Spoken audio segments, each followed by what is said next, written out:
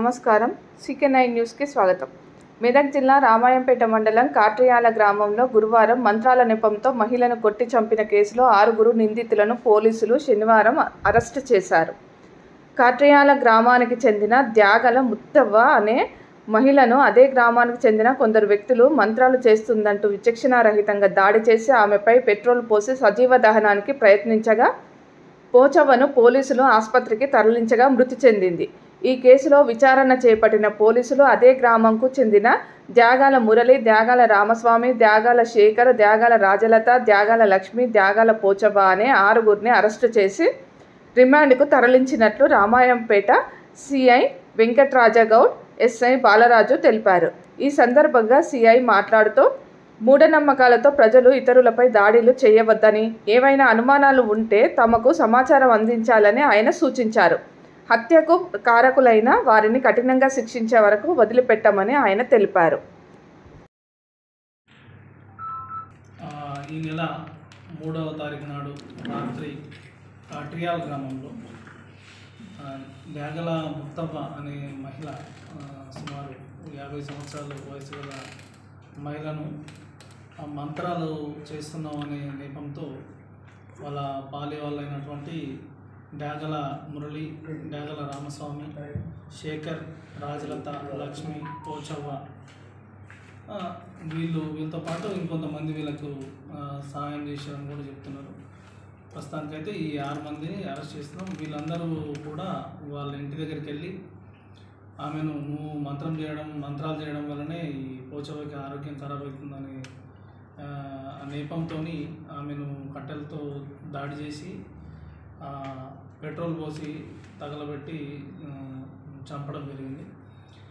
వీళ్ళకి ఇంతకుముందు ఒక సుమారు 10 సంవత్సరాల క్రితము 10-15 సంవత్సరాల క్రితం నుంచి కూడా వాళ్ళకి భూతగాదాలను ఇంటి ముందర స్థలం సంబంధించి అది ఉంది. ఇప్పుడు ఎవరైతే నేరస్తులు ఉన్నారో వాళ్ళకి వాళ్ళ ఫాదర్ కూడా ఈమె వల్లనే చనిపోయాడని వాళ్ళ మైండ్లో అది చాలా రోజుల నుంచి ఉంది. దాన్ని మనసులో పెట్టుకొని దాంతోపాటుగా ఈమెను మంత్రాలు చేస్తుందనే నేపాన్ని ఆమె మోపి 3వ తారీఖు నాడు రాత్రి హత్య చేయడం జరిగింది.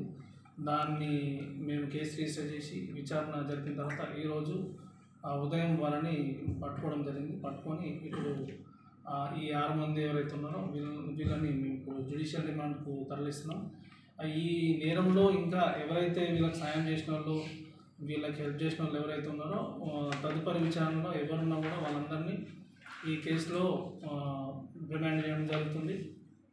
అదేవిధంగా ప్రజలకి మేము మా తరపు నుంచి మా విజ్ఞప్తి ఏంటంటే, ఈ మంత్రాలు ఇవన్నీ మూఢనమ్మకాలని నమ్మి వాళ్ళు అనవసరమైన భయాలకు పోయి మిగతా వాళ్ళ మీద ఉన్న నెగిటివ్ ఫీలింగ్తో వాళ్ళు భయం పెట్టుకొని దాంతో వచ్చిన అనారోగ్యాన్ని వాళ్ళ మంత్రం అని వాళ్ళ మీద మోపి అనవసరమైన మానసిక ఆందోళనకు గురై దాంతోపాటు అమాయకులను ఈ విధంగా బలి చేయడం వల్ల, అమాయకులను చంపడం వల్ల నష్టపోయేది వాళ్ళే కాకుండా వాళ్ళ చుట్టూ ఉన్న సమాజం కూడా నష్టపోయే పరిస్థితి ఉంటుంది. ఈరోజు ఎవరైతే నేరం చేసిరో వాళ్ళు ఖచ్చితంగా వాళ్ళకి శిక్ష పడే విధంగా మేము ఇన్వెస్టిగేషన్ ఉంటుంది. వాళ్ళు ఇప్పుడు ఈరోజు వాళ్ళు హ్యాపీగా ఉండాల్సిన పరిస్థితిలో వాళ్ళు చేసిన నేరానికి ఇప్పుడు జైలుకి వెళ్ళాల్సిన పరిస్థితి ఏర్పడుతుంది. కాబట్టి ప్రజలు ఎవరు కూడా ఇలాంటి తప్పుడు ఆలోచనలు చేయకూడదు. ఎవరైనా ఏదైనా చేసినట్టు ఏదైనా అనుమానం ఉంటే, అట్లాంటి ఏమైనా ఉంటే కనుక మా దృష్టికి తీసుకొస్తే మేము దాని మీద యాక్షన్ తీసుకుంటాం. కానీ ఈ నాగరిక సమాజంలో ఈ అనాగరికమైన పనులు చేయడం వల్ల వ్యక్తిగతంగా వాళ్ళు నష్టపోవడమే కాకుండా మిగతా సమాజానికి కూడా చాలా నష్టాన్ని చేకూర్చిన వాళ్ళు అవుతారని చెప్పేసి ప్రజలందరూ కూడా తెలియజేస్తున్నాం. ఈరోజు ఈ కేసులో 6 రిమాండ్ చేస్తున్నాము. మిగతా వాళ్ళు ఎవరున్నా కూడా మా విచారణలో ఎంతమంది వస్తే అంతమందిని జ్యుడిషియల్ రిమాండ్కి తరలించడం జరుగుతుంది.